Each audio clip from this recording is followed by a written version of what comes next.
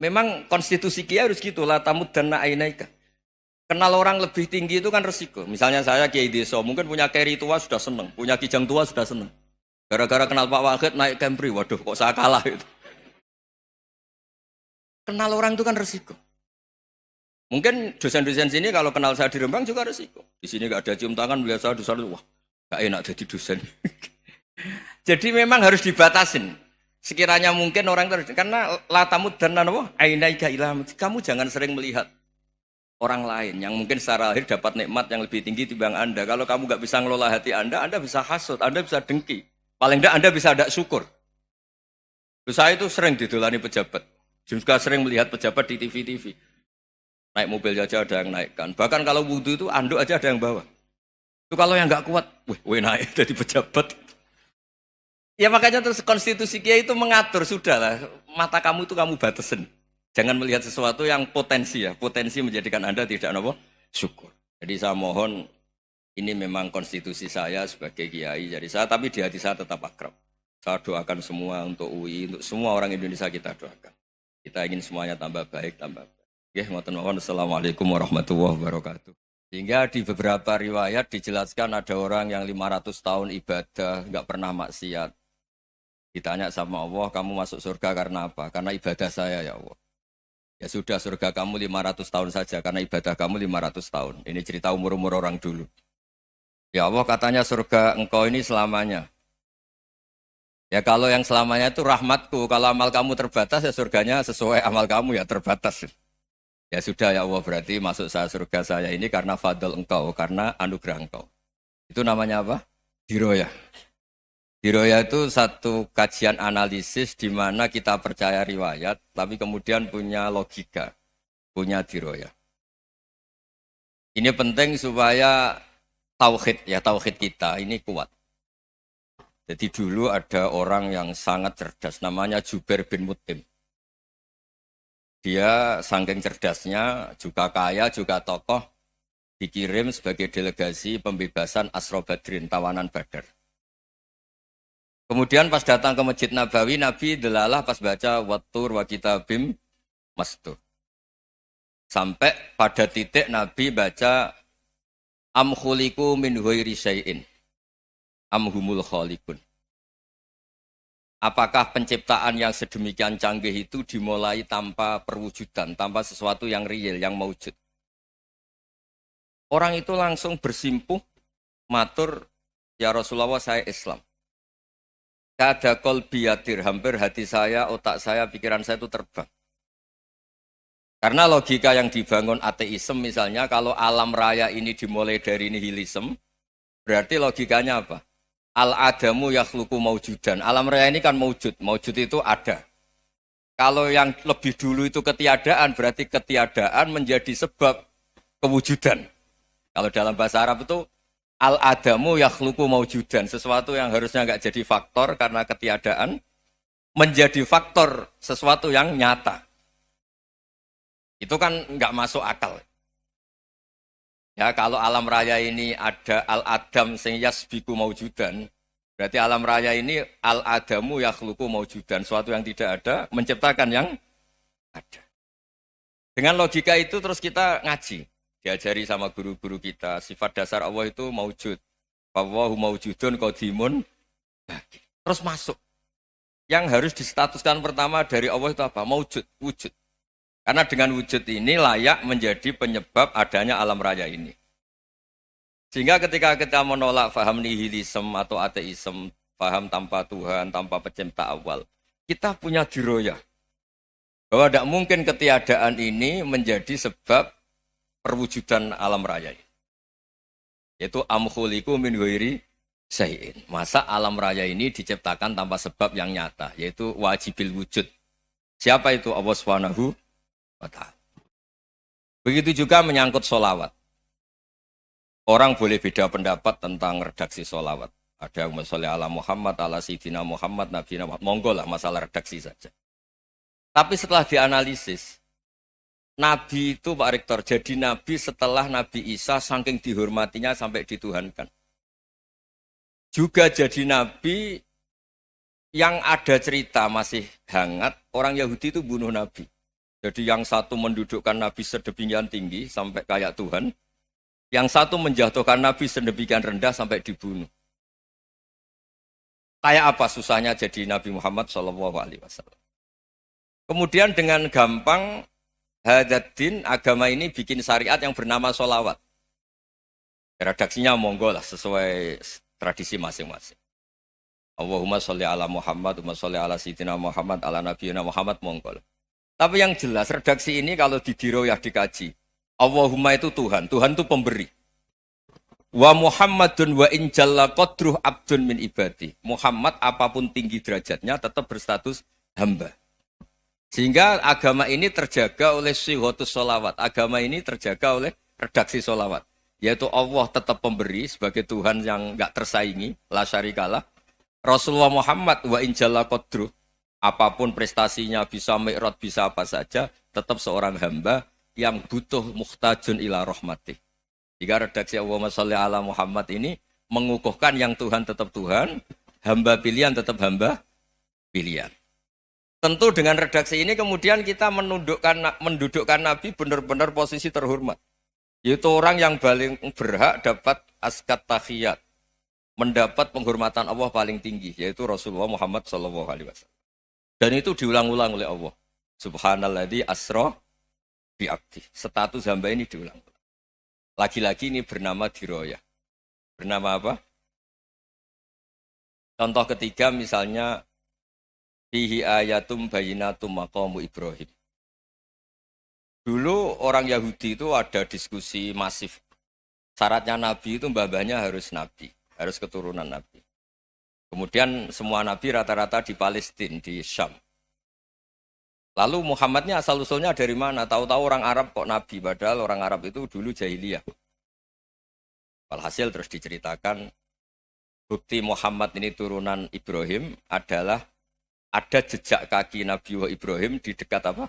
Ka'bah. Fihi ayatum bayinatum maqamu Ibrahim.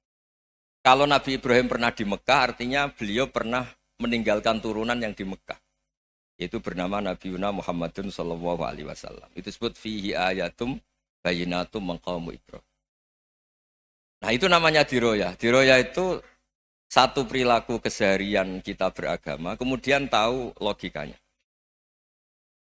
Yang keempat misalnya, mangkana yu'minu billahi wal yaumil akhir fal yukrim apa? Jaro. Orang yang iman karena Allah dan Rasul, maka memuliakan tetangganya. Andaikan pakai hukum sosial, tentu kalau tetangga kita baik, kita baik. Kalau kurang baik, kok kurang penggawean kan gitu. Tapi dulu itu pernah ada seorang ulama itu dibully ya, dikerjain sama anak muda tetangganya. Pak Kiai datang ke rumah saya, orang ini datang. Kemudian setelah di rumahnya, saya tidak jadi butuh sama Pak Kiai, silahkan pulang. Itu Kiainya senyum menikmati. Dan itu terulang 3 kali. Dibully seperti itu, dikerjain terulang 3 kali. Lalu tetap Kiainya tuh asik, seneng sekali. Lama-lama muda ini tanya, kenapa engkau tidak tersinggung? Padahal saya kerjain sampai 3 kali. Tak undang, terus tak suruh pulang, tak undang, tak suruh pulang. Kata Kiai tadi, yang memerintahkan baik sama tetangga itu Allah. Jadi saya nikmati ketika bisa baik sama Anda. Tidak ada urusannya dengan perilaku Anda yang menolak saya. Nah itu terus kita tahu, memang motifnya kita baik sama tetangga karena iman sama Allah dan Rasul, bukan hukum kompensasi sosial. Jadi kalau mau diteruskan Pak Rektor, saya ngajar di sini ya karena perintah Allah itu orang alim harus ngajar, bukan karena perintah Rektor. Kalau diteruskan. Ya saya mohon juga gitu, para dosen, para karyawan di sini, kalau nggak khianat dengan UI itu karena takut sama Allah, jangan takut sama Rektor. Kalau Anda baik juga karena Allah, jangan baik karena apa? Rektor. Bagaimanapun ya semua kita ini makhluk. Makhluk itu la yadurru wa la yanfa. Begitu juga melihat Indonesia. Melihat saya ini kan ikut di UI itu lama sekali, ikut sama Profesor Zeni, dari Profesor Zeni nulis tafsir. Mungkin Pak Hersoyo tahu banyak, dulu Pak Lutfi ya tahu banyak. Tapi saya memang nggak pernah terbuka karena ya memang nggak ingin sebenarnya. Kondisi ini kondisi darurat. Sehingga saya tahu cara berpikir Profesor Zaini, ya tahu komitmen beliau pada UI. Dan pendiri UI memang ya banyak yang dari tokoh NU, Muhammadiyah, dari tokoh-tokoh ormas yang lain memang didirikan banyak orang. Hingga UI memang nggak milik ormas apa tertentu. Dari satu sisi memang baik, nggak dikuasai ormas tertentu. Tapi nanti kalau keterusan ya nggak berbentuk. Ya sudahlah dikelola saja. Sambil-sambil jelas, sambil-sambil kadang nggak jelas, yang penting ikhlas tadi. Karena kalau terlalu asobia itu jadi repot. Kita ini yang nekuni fikih itu tahu, kalau udah kuno itu madhabnya Hanafi. Kuno itu madhabnya Syafi'i. Tahu-tahu seakan-akan Imam Syafi'i itu NU, Imam Abu Hanifah itu Muhammadiyah. Padahal ini orang-orang yang sebelum NU dan apa? Muhammadiyah. Jadi kalau kita yang nekuni ilmu itu biasa saja dengan perbedaan. Tapi kalau orang-orang yang nggak siap dengan perbedaan itu sampai Allah disifati Ta'ala itu tidak terima. Padahal Ta'ala itu maknanya Maha Luhur, yang Maha Agung.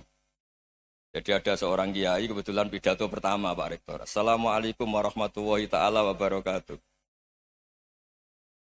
Di mubalik kedua ini nggak terima karena itu dianggap bid'ah ada ta'ala.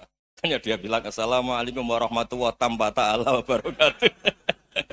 Itu saking asobiahnya itu Allah ditambahi ta'ala itu tidak terima. Padahal ta'ala itu maknanya Maha Agung. Nah itu kan jadi repot kalau asobia gitu. Kalau kita ngadepi perbedaan itu biasa saja. Karena kita mungkin bacanya banyak, lihat hal-hal seperti itu ya biasa saja. Karena dulu itu perbedaan itu urusan sudut pandang. Ya saya ulang lagi, perbedaan itu sudut. Allah yang Tuhan saja sering didebat sama nabi-nabinya. Karena urusan sudut pandang apa? Saya beri contoh ya. Suatu saat Khalilur Rahman Ibrahim itu saatnya meninggal sama Allah, Israel disuruh. Israel itu Ibrahim saatnya meninggal, ambil nyawanya. Setelah datang ke Ibrahim, ya Khalilur Rahman Ibrahim, saya disuruh nyabut nyawa Anda. Itu Israel dipaksa mikir sama Ibrahim. Hal ra'aita khalilan yumitu khalilah. Kamu tahu orang yang mencintai kemudian bunuh yang dicintai. Itu logika agak benar. Akhirnya Israel kan nggak biasa debat, kan nggak dilatih debat, nggak pernah ikut lomba UI debat ilmiah. Dia taunya nyambut nyawa aja. Kembali ke Allah. Ya Allah, kata Ibrahim, hal ra'aita khalilan yumitu khalilah. Masa kekasih bunuh yang dicintai ya. Tapi kata Allah santai. Bilang ke Ibrahim, hal ra'aita habiban yakrahu ayyalqa habibah. Masa katanya dia cinta saya, kemudian ketemu saya tidak berani. Israel mater lagi. Logikanya gini Ibrahim, masa yang dicintai sama yang ketemu yang dicintai nggak berani? Ya udah ketemu aja. Katanya yang meninggal itu. Artinya kamu bisa saja GR tidak mati-mati karena merasa dicintai, atau ingin mati karena mencintai. Nah maksud saya dalam hal-hal seperti ini orang UI pasti nggak jelas. Katanya cinta Allah suruh mati ya nggak mau. Nggak jelas kan? Dibilang nggak cinta juga nggak mau. Tapi dibilang cinta kalau ukurannya mati juga enggak mau. Nah, tapi dalam banyak hal enggak jelas itu penting Pak Rektor. Penting sekali. Buatan guyon. Saya beri contoh sekian ilmiah, enggak jelas itu penting. Rasulullah SAW itu dalam banyak hal itu disuruh Allah, memang disuruh supaya ngambil sikap seperti itu. Karena Allah itu punya otoritas penuh untuk bikin orang itu baik atau enggak baik. Wahsy itu yang membunuh Sayyid Hamzah, orang paling dicintai Nabi, di antara yang dicintai Nabi. Qatalahu Wahsyun, dibunuh oleh Wahsy. Nabi secara basarnya itu gak suka sama Wahsy. Sampai cara lahir ya ingin, corong Jawa ingin masuk nol. Tapi apa kata Allah? Laisa laka minal amri syai'un aw yatuba alaihim aw yu'adziba. Itu tidak wilayah kamu Muhammad. Malah Wahsy dikasih tobat sama Allah.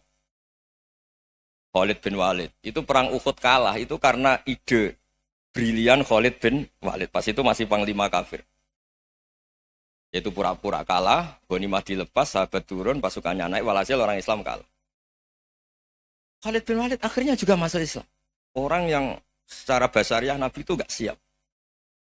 Kebalikannya juga ada. Sa'labah itu orang sampai tempat gelar Hamamatul Masjid. Ini pas ngaji mesti ingat. Salah. Dia di masjid terus. Setiap habis salam tuh lari karena istrinya nyuwun sewu masih berpakaian yang tidak pantas.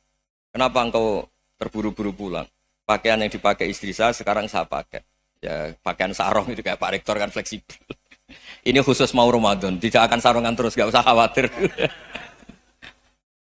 Jadi ini tadi sudah perjanjian. Saya yang kiai celananan, beliau yang rektor pakai sarung. Jadi iya. Supaya itu barter madhab. Tapi hanya sekali ini aja, bukan. Jadi jangan diharapkan ini jadi tontonan terus-menerus. Dan ini barter mata. Saya sama Profesor Kores juga sering gitu. Saya pakai sarung yang Dihadiahi beliau, beliau pakai sarung yang dihadiahi saya. Memang itu tradisi Islam. Tahadau tahabu, kamu saling memberi hadiah maka kamu saling mencintai. Bukan riswah, bukan riswah. Walhasil terus Sa'labah ini mbok saya didoakan Nabi supaya saya kaya, supaya tidak sering ganti-ganti pakaian seperti ini sama istri saya. Jangan-jangan kamu miskin itu lebih baik. Ngotot minta didoakan. Didoain Nabi kaya, terus lama-lama ninggal sholat, ninggal jamaah. Itu Allah belum tersinggung.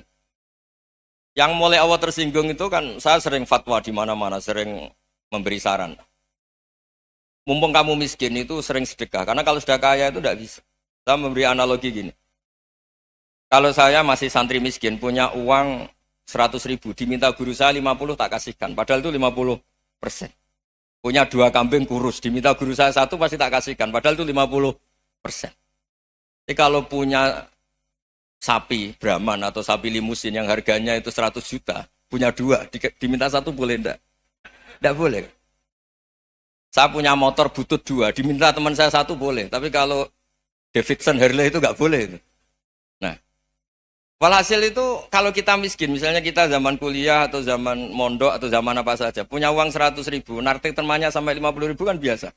Tapi setelah 1 miliar, berani enggak kamu kasihkan 500 juta? Sama-sama 50%. Enggak kan? Nah Sa'labah gitu, ketika zakat masih per 40 kambing, 1 kambing, itu sebenarnya kan masih ringan. 41, 82. Kambingnya itu sudah mabenal jabalen. Barang dihitung zakat karena sudah ribuan, jumlahnya sampai 400 kambing. Banyak lah pokoknya. Terus kata Sa'labah, ini pemerasan. Karena jumlahnya besar. Allah tersinggung karena nabinya dianggap narik zakat itu dianggap khorat, dianggap pemeras. Allah tersinggung kemudian fa'aqobahum nifakon fi qulubihim ila yaumil. Dia ditegur munafik. Semenjak itu terus tadi kembali gak jelas tadi. Barkohnya gak jelas itu menjadi orang tuh bijak. Ini sekarang nakal, jangan-jangan nanti jadi orang baik. Yang sekarang baik, jangan-jangan suatu saat jadi tidak baik. Semua orang introspeksi. Gak ada jaminan kalau kita sekarang baik akan baik terus. Gak ada jaminan kalau kita sekarang buruk akan buruk terus. Sehingga terus banyak kiai-kiai bijak itu memang lahirnya gak tegas. Tapi gak tegas itu yang menjadikan bijak. Karena sama-sama mungkin.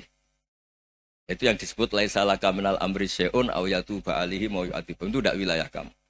Ketika Allah mengomentari orang munafik juga wa yu'adzibal munafiqina insya'a aw yatub. Bisa saja ada yang disiksa, bisa saja ada yang dikasih tobat.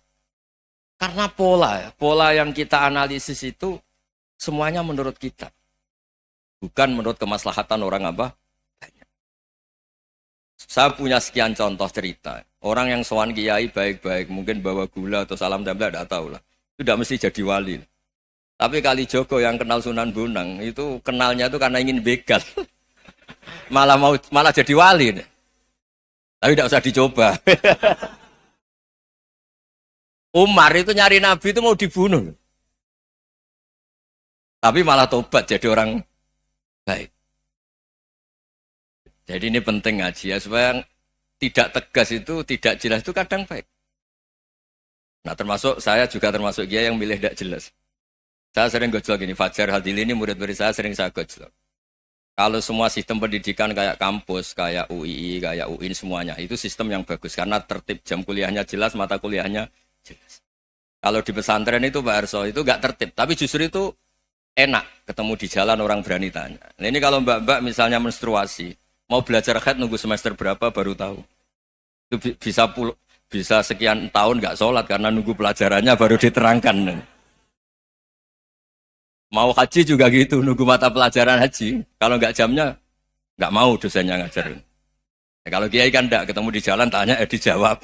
Jam berapa juga dijawab. Artinya Indonesia itu berkah, ada sistem kampus yang tertib. Ya semoga termasuk tertib gajinya.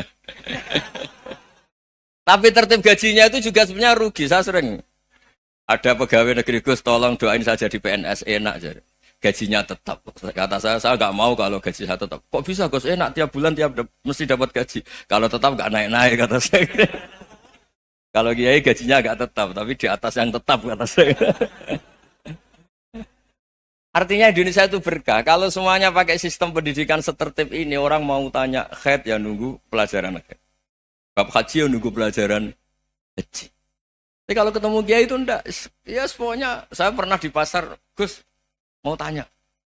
Tanya apa? Anak saya sih keluar darah terus gini-gini. Padahal biasanya haid hanya 7 hari gini-gini. Ya sudah kembalikan ke biasanya, rudat ilal adat. Itu enggak usah sowan ke rumah. Juga enggak registrasi dulu, enggak daftar dulu. Ya ini enggak nyindir cerita saja. Supaya ini bukti koalisi beneran. Jadi saya yang kiai enggak tertib jam, koalisi sama yang tertib jam.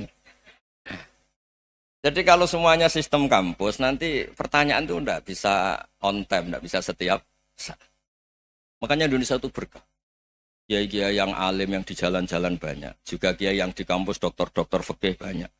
Yang nekuni ilmu umum ya banyak. Macam-macam. Itu masalah itu kalau saling mengadili itu baru masalah. Misalnya kiai ngeluh, enggak enak jadi kiai, enggak punya gaji tetap. Yang dosen ngeluh, enggak dicium tangannya. Karena memang unik Indonesia itu. Kalau guru fikih kok dosen itu tetap enggak dicium tangannya. Karena pikirannya anak-anak itu wong sudah bayar disuruh nyium. Itu kayak di alam sadar tuh gitu. Kalau kiai itu kan anak-anak gak bayar itu. Ya opanya cium tangan itu. Makanya kalau kiai tidak keramat bisa mati karena cium tangannya doang itu bisa mati itu kiainya. Ya ini cerita. Supaya saling menghormati saling menghormati. Jadi kalau makanya itu pakar-pakar akhlak ya, pakar-pakar etika peradaban. Itu tertampar betul ketika Nabi urusan ilmu itu mengabaikan itu kalau sudah urusan ilmu. Misalnya begini, ada urusan ilmu, ada mbak-mbak cantik atau ibu-ibu cantik. Itu dalam Islam itu diajarkan jangan sopan-sopan banget. Kata Nabi, karena kekuatan ilmu itu di atas kekuatan akhlak, di atas kekuatan adab. Ya nisa an-nabi lastunna ka ahadim minan nisa. Ini taqaitunna fala takhdu'na bil qaul. Fayatma alladhi fi qalbihi maradun.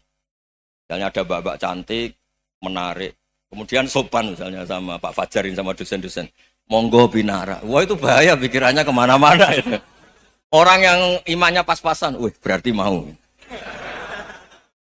Maksud saya kalau cantik, menarik, ketemu di jalan, biarin aja dosennya mau kemana, biarin aja. Gak usah dihormatin. Kalau dihormatin, Pak mau kemana sadereno bisa bahaya. Nah, biarin aja. Kalau tanya, Dek ini alamatnya mana? Cari sendiri Pak. Karena hanya dengan cara itu, si Pak dosen ini gak kepikiran. Gak ada orang suka, orang kedus itu gak akan. Tinggal sudah cantik, sopan. Wah bisa pikirannya macam-macam. Itu ilmu. Fala takhdu'na bil qaul. Kamu jangan terlalu lirih kalau ngomong. Fayatma alladzi fi qalbi maradun. Orang yang pikirannya masih kotor pasti berpikir yang negatif. Anda mungkin demi sopan sama dosen Anda. Tapi sejauh mana dosen Anda juga berpikir positif. Itu kan uji iman sama uji nyali. Nah, sama pejabat yang sopan sama kiai mungkin punya Alphard, punya Robicon, punya terus bawa uang banyak. Terus sama kiai cium tangan hormat. Jangan-jangan kiainya yang pikirannya macam-macam. Ini berarti bisa jadi muhibbin potensial misalnya. Nah, saya ini termasuk kiai yang pengagum ilmu. Sehingga saya sama orang yang medit, yang kikir sama saya itu saya senangnya bukan main. Kenapa? Karena kalau orang medit itu gak berhak nuntut. Tapi kalau orang lomo 1 juta minta surga, 2 juta ya minta apa? Surga. Gus, salam template. 200.000 aja kadang minta surga. Tapi kalau yang kikir-kikir ya sudah salaman tok sudah. Gak minta apa-apa, kan dia tahu diri, gak bayar kok minta. Maksud saya, Islam itu luas, dinikmati saja, Pak. Dinikmati saja. Nah itu diroya, maksudnya itu diroya. Diroya itu, kamu tahu aturan Islam itu, kamu harus yakin khairihi wa syarrihi minallah. Semua itu ujian, tapi kemudian dikaji. Makanya saya ini termasuk pengagum Imam Syafi'i. Imam Syafi'i itu dikasih tahu. Tadi orang yang di depan engkau cium tangan hormat itu di luar ngomong-ngomong, ngata-ngatain Anda. Imam Syafi'i tertawa-tawa sewenang. Ada ini dikata-katain di luar kok. Kok tidak kamu anggap munafik malah tertawa. Berarti saya wibawa, di depan saya nggak berani. Dianggap enteng saja. Dibilangin, sebagian orang kampung sini nggak suka sama engkau. Baguslah, nggak akan lu pinjem uang sama saya. Kata. Di mana-mana orang pinjem minta tolong tuh karena seneng. Kalau benci kan enggak. Intinya dianggap enteng saja. Yang terjadi di dunia itu semuanya dianggap enteng saja. Man asa ilaika fakot atlakoka. Yang berburuk sama kamu itu membebaskan kamu. Coba kalau akrab, titip. Ya misalnya akrab sama Pak Fajar. Bilangkan ke Pak Rektor, sangkap tuh jadi guru tetap atau apa, kan ribet. Kalau tidak cocok kan nggak minta apa-apa. Makanya hati-hati Pak Rektor sama yang akrab-akrab itu. Itu dulu saya juga nggak paham. Di antara wasiat Bapak yang sering diulang-ulang tuh itu. Suatu saat kamu jadi kiai, ngelola orang nggak seneng tuh gampang. Sudah, situ orang lain. Tapi kalau ngelola orang seneng tuh repot. Mintanya aneh-aneh. 100.000 aja minta surga. Hanya teman tenis saja minta naik jabatan. Intinya itu ya sudahlah dikelola. Yang seneng ya berkah, mungkin teman berjuang, teman diskusi. Yang nggak seneng ya berkah, karena ini tidak minta macam-macam, nggak seneng.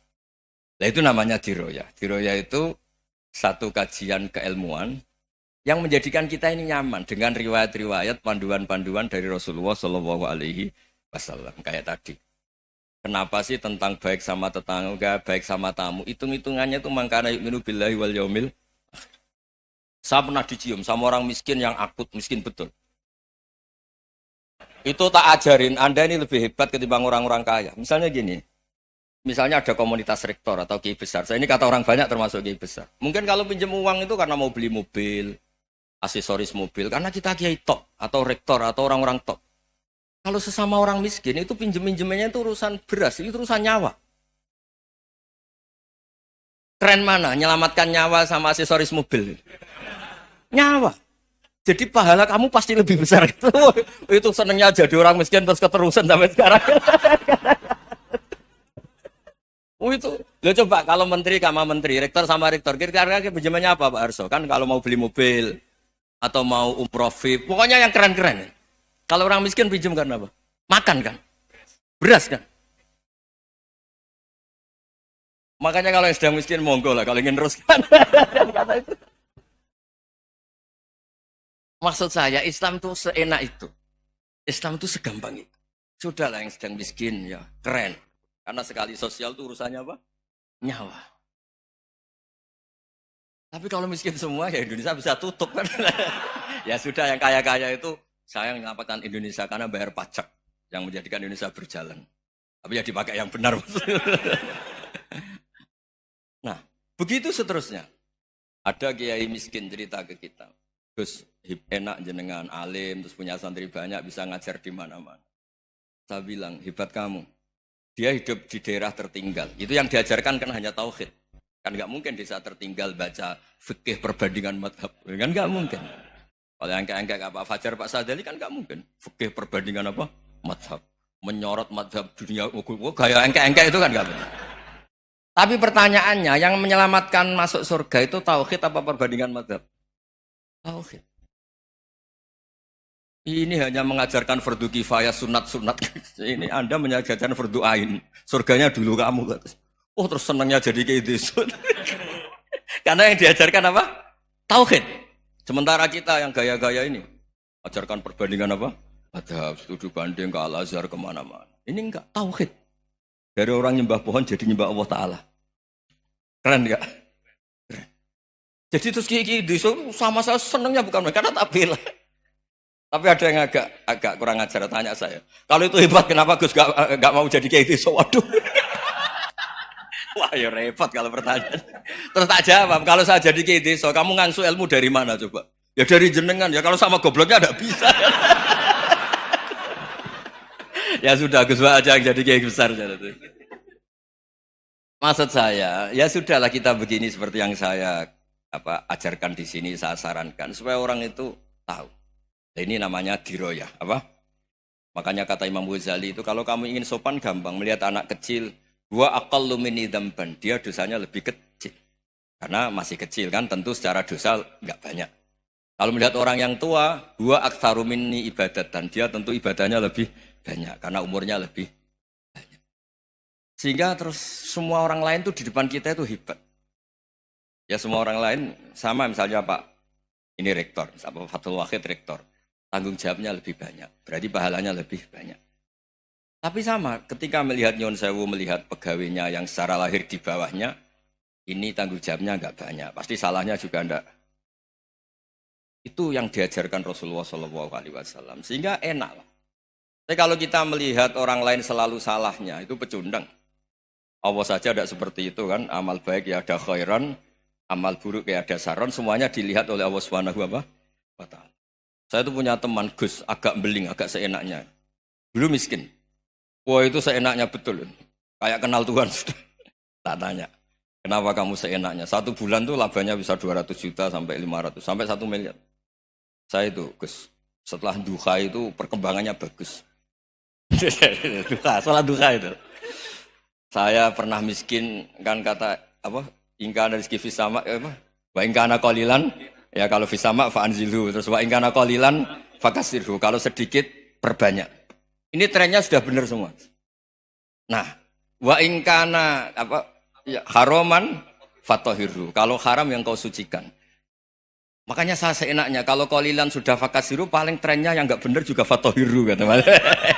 Dia yakin kalau yang enggak benar-benar sudah disucikan Allah, karena yang lain-lain sudah dari miskin sudah kaya, qalilan sudah fakasiru, paling yang haroman juga sudah fatohiru gitu. Tak tanya. Lah kamu kok tahu? Polanya sudah ada Gus, karena sang kamu sembrono sama Tuhan kok begitu kan. Tapi apapun itu seneng saya. Seneng saya sering salah teh, makanya saya mohon yang sekarang miskin sedang miskin itu ya ndak usah nyesal banget-banget. Kalau ingin kaya monggo lah, namanya orang juga ingin. Ya, tapi Anda harus bangga. Sosial antar kalian adalah urusan nyawa dan itu pahalanya luar biasa. Supaya kita, nah yang kaya-kaya juga boleh GR lah, karena pembayar pajak. Dan itu bisa menyelamatkan apa? Indonesia Raya. Begitu seterusnya. Itu yang diajarkan Nabi, antawadu'u hatta la yabghiya ahadun ala ahadin. Kamu semua harus tawadhu, sehingga antar kalian tidak saling tidak sopan, tidak saling liar, tidak saling mendolimi. Termasuk tadi, sikap gak jelas tadi. Orang dolim yang sekarang dolim bisa saja tobat. Yang sekarang soleh bisa saja nanti. Semuanya itu mungkin. Kita diajari ya muqallibal qulub tsabbit qalbi ala dini. Jadi keliru kalau kita dalam banyak hal harus tegas, enggak mesti. Al halalu bayyinun wal haramu bayyinun. Tapi ada wa bainahuma umurun mustabihat. Ada yang wilayahnya itu abu-abu. Misalnya ada perempuan cantik misalnya, contoh paling gampang. Kalau kamu ajari secara serius kamu bisa saja tergoda jadi fitnah. Jadi kalau orang soleh gak berani ngajarin, kemudian digunakan orang fasik, malah menjadi orang nakal, kita juga tanggung jawab. Kamu mau tegas gimana? Wilayahnya sama-sama mungkin. Wilayahnya sama-sama mungkin. Yang dekat pejabat mungkin terkontaminasi KKN. Tapi kalau pejabat gak dekati orang soleh, punya perilaku yang gak soleh, yang repot juga Indonesia kan? Nah hal-hal seperti itu kita tidak perlu ngambil sikap. Maksudnya gak usah ngambil sikap, ya kita buktikan kalau milih satu madhab, kita buktikan semuanya lebih baik, semuanya lebih bermanfaat, semuanya lebih berperadaban. Karena nggak bisa dihindari wabena humain. Termasuk nyuwun sewu, saya mohon maaf sama mulai Pak Harso, Pak Lutfi sampai Pak Fathul Wahid. Saya ini termasuk kiai yang nggak suka dekat sama orang-orang top. Bukan karena hasud. Memang konstitusi kiai harus gitu lah, tamud dan na'inaika.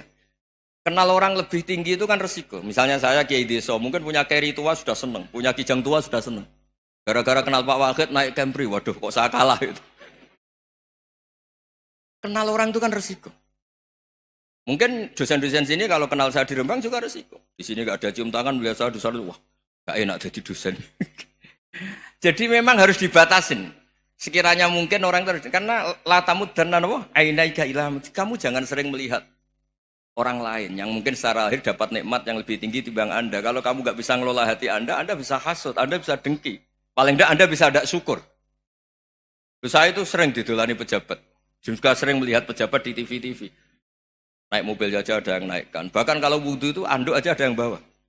Itu kalau yang nggak kuat, weh naik jadi pejabat. Ya makanya terus konstitusi kiai itu mengatur, sudahlah. Mata kamu itu kamu batasin. Jangan melihat sesuatu yang potensi ya. Potensi menjadikan Anda tidak apa?